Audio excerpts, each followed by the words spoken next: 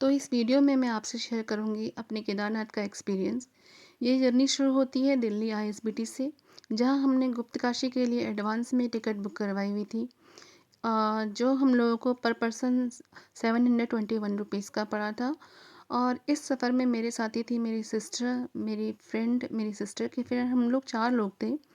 हम लोगों ने रात को 9 बजे वहाँ से बस स्टार्ट हुई, जो मॉर्निंग में गुप्तकाशी 9 बजे पहुँची।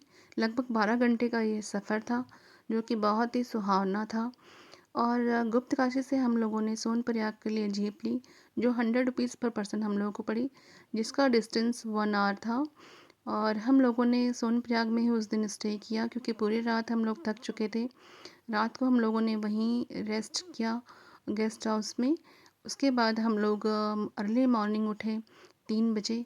3 बजे उठकर हम लोगों ने नहाया। उसके बाद हम लोग वापस अपने ट्रैक के लिए निकल गए थे, जिसके लिए हमने सोनप्रयाग से गौरीकुंड के लिए जीप ली, जो हमें 50 रुपीज़ पर पर्सन पड़ा।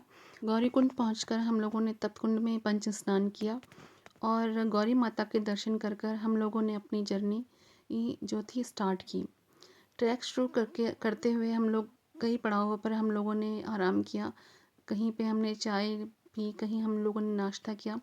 रामबाड़ा पहुंचने के बाद हम लोगों ने वहाँ पे आधे घंटे का रेस्ट लिया और थकान अपनी थोड़ी मिटाई। उसके बाद हम लोगों ने फिर अपना ट्रैक स्टार्ट किया। रास्ते का सफ़र यूँ तो बहुत सुहावना था। ऊंचे ऊंचे पहाड़, नदी, झरने, जो कि देखने में बहुत ही सुंदर लग रहे थे। रास्ते में बारिश की वजह से बहुत कीचड़ था, लेकिन जब पहाड़ों में जाते हैं तो मौसम का बदलना तो स्वाभाविक है और कीचड़ का होना भी बहुत स्वाभाविक है। वहाँ यात्री इतने ज़्यादा तादाद में थे, घोड़े, खच्चर, तो ये सब चीज़ें इग्नोर की जा सकती हैं। दूसरा, वहाँ घोड़े खच्चर से जाने के बजाय लोगों को पैदल यात्रा करनी चाहिए। पैदल यात्रा करने के अपने बहुत सारे फ़ायदे हैं। एक तो आप किसी दूसरे के ऊपर अपना वज़न नहीं डालोगे, दूसरे जीव को आप कष्ट नहीं दोगे, और खुद से जाओगे तो आप यात्रा का ज़्यादा आनंद ले सकते हो। हम लोगों ने बड़ी लिंचोली पहुंचकर लंच किया। उसके बाद हम लोगों ने आगे का ट्रैक शुरू किया। आगे ट्रैक शुरू करने के बाद आगे बहुत बर्फ़बारी हम लोगों को देखने को मिली। बहुत सुंदर था, ग्लेशियर इतने बड़े बड़े थे। और जब हम लोग केदारनाथ पहुँचे, हम लोग अपने गेस्ट हाउस में गए। वहाँ हम लोगों ने सामान रखा। तकरीबन हम लोग 6 बजे के आसपास अपने गेस्ट हाउस में पहुँच चुके थे और वहाँ भी बहुत बर्फ़ गिरी हुई थी।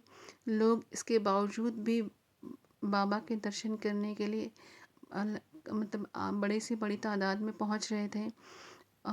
स्नोफॉल हो रहा था, जो कि देखने में बहुत शानदार लग रहा था। और जब भी आप केदारनाथ के लिए आएँ, अपने साथ गर्म कपड़े, जूते और अम्ब्रेला, रेनकोट ज़रूर साथ में रखें, क्योंकि केदारनाथ में सर्दी हो या गर्मी हो, मौसम हर 5-5 मिनट में बदलता रहता है। बारिश होती है, चाहे बारिश का मौसम हो या ना हो। ये बोलना गलत है कि सिर्फ़ मानसून में ही वहाँ बारिश होती है। वहाँ 12 महीने बारिश होती है। और अपने साथ रेनकोट, अम्ब्रेला ज़रूर रखें। केदारनाथ में हम लोगों ने 7 बजे आरती दर्शन किए। आरती में शामिल होने के बाद हम लोग वहाँ थोड़ी देर स्नोफॉल का मज़ा लिया। उसके बाद हम लोग वापस अपने गेस्ट हाउस में पहुँच गए, जहाँ रात का हम लोगों के लिए गेस्ट हाउस में गीज़र का, हीटर का सारा अरेंजमेंट था, जो कि देखकर हम लोगों को बहुत सुकून मिला। हम लोगों के जो जूते हैं उसके अंदर सारा पानी भर चुका था, क्योंकि कंटिन्यू स्नोफॉल, बारिश हो रही थी रास्ते में। तो हम लोगों ने अपने जो जूते और अपने सॉक्स थे वो हीटर के आगे रख दिए। पूरी रात उसके आगे मतलब रहने के वजह से जूते सूख गए थे।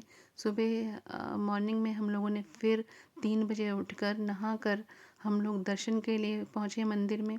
बहुत अच्छे दर्शन हुए। कम से कम हम लोग लगभग आधा 1 घंटा हम लोग मंदिर के अंदर थे। हम लोगों ने अभिषेक किया, जिसके लिए हम रात को ही बुकिंग करवा चुके थे। और उसके बाद हम लोगों ने फिर से बाहर आके स्नोफॉल का मज़ा लिया। वहाँ दुकानें थी प्रसाद के लिए, और जो भी आपको अब घर के लिए किसी को मतलब प्रसाद देना है, फ़ोटो देनी है या कोई केदारनाथ का स्टैचू देना है, तो वहाँ सारी दुकानें लगी हुई थी। हम लोगों ने सबने कुछ ना कुछ लिया और प्रसाद रखा। फिर हम लोगों ने फिर स्नोफॉल का मज़ा लिया। उसके बाद हम लोगों को भैरव बाबा मंदिर जाना था, लेकिन बर्फ़बारी इतनी ज़्यादा थी कि वहाँ हम लोगों को अपना प्रोग्राम कैंसिल करना पड़ा और नीचे से ही हम लोगों ने भैरव बाबा को हाथ जोड़े और माफ़ी मांगी कि इस बार हम ऊपर नहीं आ पाए दर्शन के लिए, अगली बार आएंगे तो ज़रूर दर्शन करेंगे। और हम सब ने सबकी शुभ यात्रा के लिए भैरव बाबा से और भगवान केदारनाथ से प्रार्थना की कि सबकी यात्रा मंगलमय हो और हम लोग फिर अपने गेस्ट हाउस में वापस आ गए। उसके बाद हम लोगों ने ब्रेकफास्ट किया और हम लोगों ने सोचा कि हम लोग बाय हेलीपैड वापस जाते, बट स्नोफॉल इतना ज़्यादा था कि हेलीपैड वर्किंग में नहीं थे, तो हम लोगों को यात्रा अपनी वापस पैदल ही शुरू करनी पड़ी।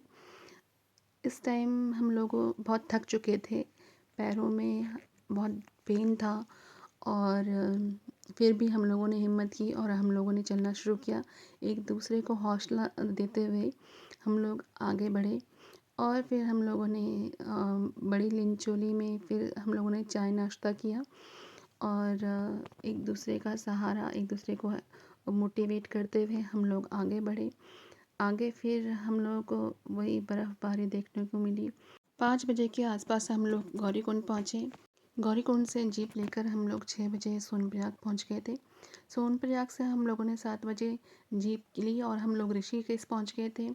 ऋषिकेश पहुँचने के बाद हम लोगों ने मॉर्निंग में वहाँ से हम लोगों ने 7 बजे मॉर्निंग में दिल्ली की बस ली और हम लोग लगभग 2 बजे के आसपास दिल्ली पहुँच चुके थे।